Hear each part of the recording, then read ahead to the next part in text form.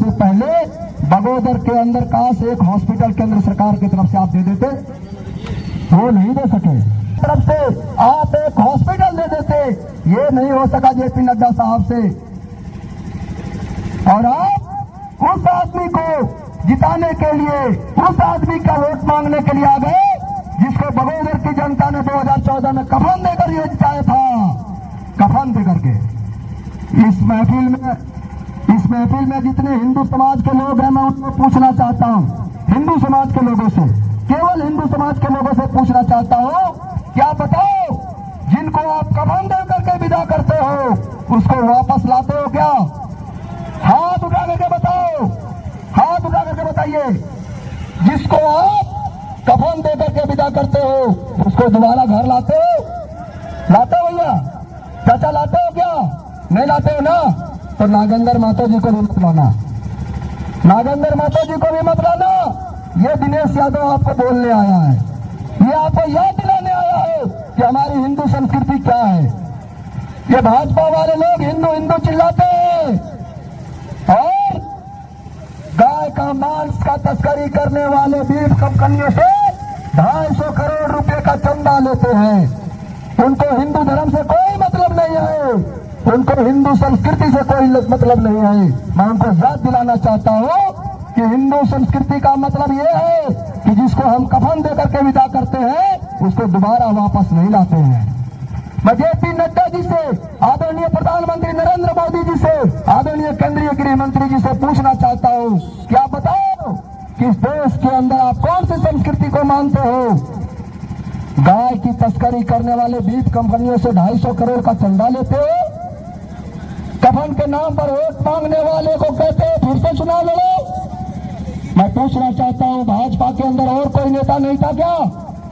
क्या आशीष बनर्जी चुनाव नहीं लड़ सकते थे भाजपा से?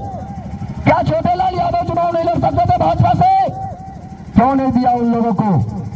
क्यों नहीं दिया आशीष बनर्जी को टिकट? मैं बगोदर की सम्मानित जनता से पूछना चाहता हूं, मैं इस बगोदर की जनता से यह भी पूछना चाहता हूं कि आखिर छोटेलाल यादव में कौन सी कमी थी जिसके लिए भाजपा ने उनका टिकट काट दिया? कौन सी कमी थी? कोई कमी नहीं थी।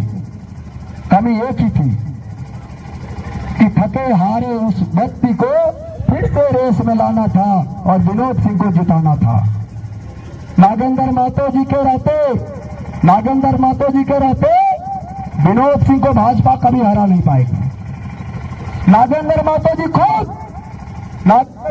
खुद विनोद सिंह को चुनाव जिताते हैं।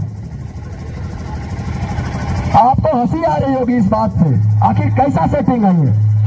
राहुल गांधी जी के रहते जैसे मोदी जी नहीं हारेंगे, वैसे ही नागेंद्र महतो जी के रहते विनोद सिंह को भाजपा नहीं हरा पाएगी। जैसे राहुल गांधी जी के रहते हुए नरेंद्र मोदी को कांग्रेस कभी नहीं हरा पाएगी, वैसे ही नागेंद्र महतो जी के रहते भाजपा के द्वारा कभी भी विनोद सिंह को नहीं हरा जा सकेगा।